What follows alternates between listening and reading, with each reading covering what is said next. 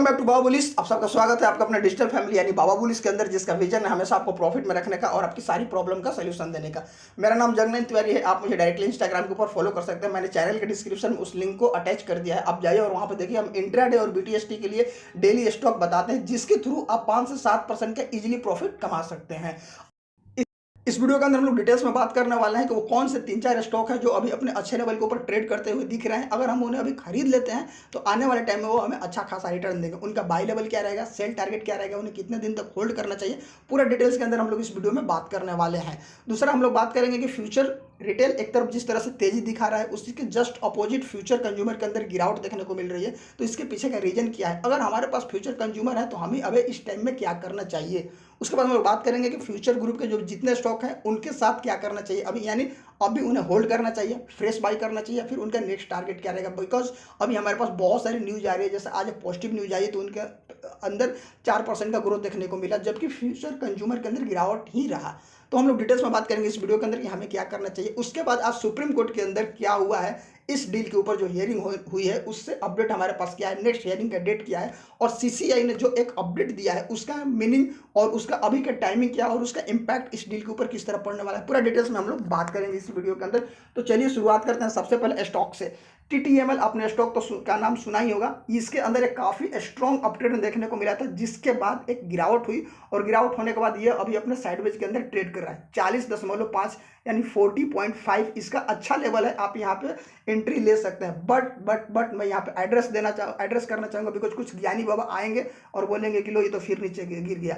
कल अगर आपको बाई करना है तो आप हमारे टेलीग्राम चैनल के लिंक को मैंने डिस्क्रिप्शन में डाल दिया, वहाँ पे जाइए और ज्वाइन करिए। हम आपको मॉर्निंग में 9 बजे अपडेट कर देंगे कि कल बाई करना है या फिर अभी उसके अंदर और गिरावट रहेगा। बट आज के चार्ट के अकॉर्डिंग इससे बाई कर लीजिए, इस लेवल को यह नीचे हिट नहीं करने वाला। यहाँ से इसके अंदर एक तेजी देखने को आपको मिल सकती है और इसका पहला टारगेट क्या होगा वो भी हम आपको वहाँ पे बता देंगे। पर हम लोग यहाँ पे 47 के लेवल को मान के चलेंगे कि अगर हम 40.5 पे खरीदते हैं तो हमारा फर्स्ट टारगेट 47 का लेवल रहेगा।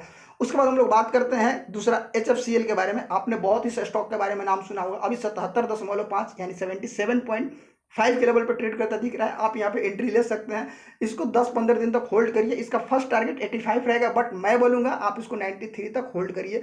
आप इसके लिए भी हमारे टेलीग्राम जो चैनल है उसको ज्वाइन कर सकते हैं, हम इसको भी वहाँ पर डेली अपडेट करते रहते हैं। इसके बाद सबसे इंपॉर्टेंट एक चीज़ है, मैंने अपने इंस्टाग्राम के ऊपर, मैं आपको बार बार बोलता हूँ आप मेरे इंस्टाग्राम हैंडल को फॉलो करिए। वहाँ पर मैंने 2 दिन पहले SDVL को बताया था कि आप इसको बाय करके चलिए लॉन्ग टर्म के लिए। बट कुछ लोग आज 5% के अप्रॉक्स 4.5% का इसके अंदर प्रॉफिट बुक कर लिए, वो भी सिर्फ 10 बजे तक ही इसके अंदर 4% का ग्रोथ देखा और वहाँ पे लोग प्रॉफिट बुक करके निकल गए। ये सब सारे स्टॉक जो हैं वो 50 और 100 के बीच के ही रेंज के स्टॉक हैं। तो आइए हमने आपको इसके ऊपर बता दिया। अब हम बात करते हैं कि फ्यूचर रिटेल और फ्यूचर कंज्यूमर के अंदर, क्योंकि दोनों एक ही ग्रुप के स्टॉक हैं, दोनों का सेंटिमेंट एक ही के साथ जुड़ा हुआ है, दोनों डील के ऊपर डिपेंड है, बट इनके साथ इनके प्राइस मूवमेंट में अपोजिट नेचर क्यों है। अगर आप देखेंगे कि आज जो न्यूज आई सीसीआई की, उसके बाद फ्यूचर रिटेल के अंदर ग्रोथ देखने को मिला, बट फ्यूचर कंज्यूमर के अंदर उसके बाद भी गिरावट देखने को मिला। इसका सिंपल एक ही रीजन है जो मैंने आपको 1 महीना पहले बताया था कि लोग यहाँ पे बोल रहे हैं कि फ्यूचर कंज्यूमर वीक है, आपको इसको डील के बाद आपको स्वैप रेशियो में फायदा नहीं मिलेगा। इस वजह से यहाँ पे लोग इसको सोल्ड कर रहे हैं, इस स्टॉक से बाहर निकल रहे हैं और उसी इन्वेस्टमेंट को ये फिर से इन्वेस्ट कर रहे हैं किसके अंदर, फ्यूचर रिटेल के अंदर। ये सिंपल एक ही आपको रीजन देखने को मिलेगा, बिकॉज आप जब लाइव मार्केट के अंदर देखेंगे तो वॉल्यूम जो आप जितना डिक्रीमेंट देख रहे हैं उसी के आसपास आपको इंक्रीमेंट भी देख रहे हैं फ्यूचर रिटेल के अंदर। तो मेरे हिसाब से ये एक सॉलिड रीजन है, लोग यहाँ पे इस चीज़ को अप्लाई कर रहे हैं। और ये बात सही भी है कि अगर ये डील हो जाती है तो स्वैप रेशियो में फ्यूचर रिटेल वाले को ज़्यादा बेनिफिट मिलने वाला है फ्यूचर कंज्यूमर के अकॉर्डिंग। बट मैं फिर भी बार बार बोला हूँ कि आप 10.85 के आसपास ही इसको सेल करिए। उसके पहले अगर आप सेल करेंगे तो हमें पता है कि आप लॉस बुक ही करेंगे। आप बताइए आपका लेवल क्या है और आप इस स्टॉक के बारे में क्या सोच रहे हैं।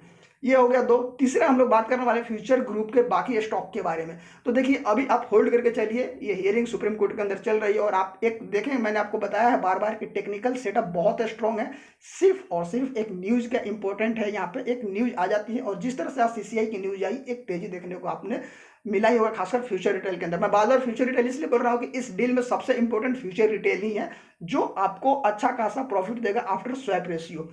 अब हम लोग डिटेल्स में बात करते हैं कि आज सुप्रीम कोर्ट के अंदर क्या हुआ। मैं बता दूं कि जिनके पास ये 75 के लेवल तक है वो बिल्कुल होल्ड करके चलेंगे, और जिनके पास ये 85 के लेवल में है फ्यूचर रिटेल, वो बाई कर लीजिए, बिकॉज आपको डील के बाद ये स्टॉक नहीं मिलने वाला है और यहाँ से चीज़ें अब क्लियर होने लगी है। मैंने आपको बोला था कि कुछ चीज़ें क्लियर होने लगेंगी, वहीं पे आपको एंट्री लेना है, तो यहाँ पे चीज़ें क्लियर होने लगी।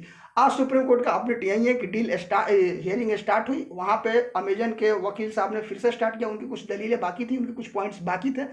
उसके बाद मिस्टर हरीश साल्वे जो फ्यूचर ग्रुप के बिहाफ में बोल रहे हैं, यानी जो फ्यूचर ग्रुप के एडवोकेट हैं, उन्होंने भी सारे डॉक्यूमेंट सबमिट किए और अपने जितने भी पॉइंट्स हैं उसको सामने रखा, जो जेएफ नरीमन साहब है और बीआर गोगोई साहब की टीम के सामने। उसके बाद कुछ दलीलें चली और वहाँ पे सीधा सीधा अगला डेट हम लोग को मिल गया है। इससे के बाद सुप्रीम कोर्ट के अंदर से ऐसी कोई खास अपडेट हम लोग के पास नहीं आई है, और हमें जो नया डेट मिला है हियरिंग का वो वही है अगला ट्यूसडे, यानी 27 जुलाई का जो डेट है वो नया डेट है, नई नेक्स्ट हियरिंग डेट है सुप्रीम कोर्ट के अंदर इस डील के ऊपर।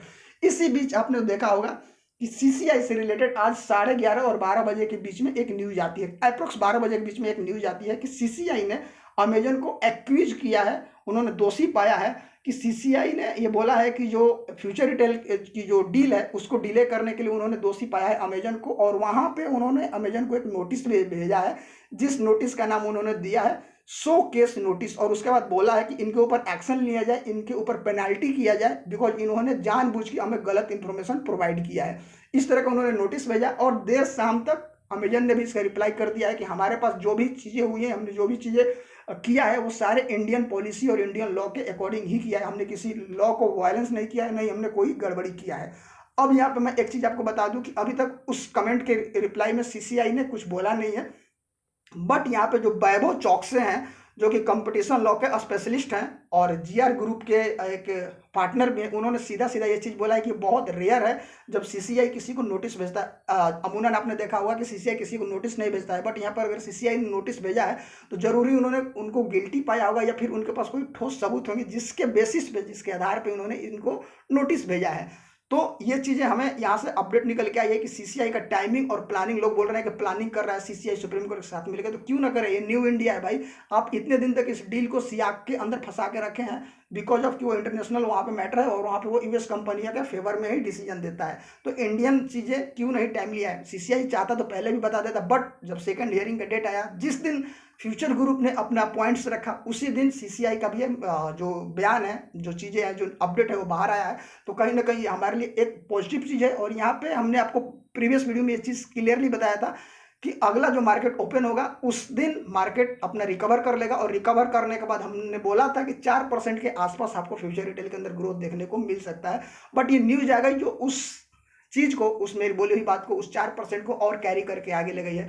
तो आप बेशक यहाँ पे थोड़ा वेट करिए, होल्ड करिए, 75 के लेवल तक बहुत जल्दी ये अचीव कर लेगा फ्यूचर रिटेल, यहाँ पे कोई दिक्कत नहीं। अब हम लोग वेट करेंगे नेक्स्ट हियरिंग का, यानी 27 जुलाई को क्या अपडेट निकल के आती है सुप्रीम कोर्ट से, और वहाँ पे कुछ ना कुछ हमें 50% ये चीज़ क्लियर हो जाएगी, बिकॉज दोनों तरफ का डिस्कशन हो चुका है, तो वहाँ पे कुछ चीज़ें हमें क्लियर हो जाएंगी कि यहाँ से किस तरह का मूवमेंट आता है और कितने दिन के अंदर ये कन्फर्मेशन आ जाएगा कि डील कन्फर्म हो गई। Thank you so much. आपको ये वीडियो कैसा लगा प्लीज़ हमें जरूर बताइएगा, कमेंट सेक्शन के अंदर जाइए और चैनल को जरूर हमारा सब्सक्राइब कर दीजिएगा। Thank you so much.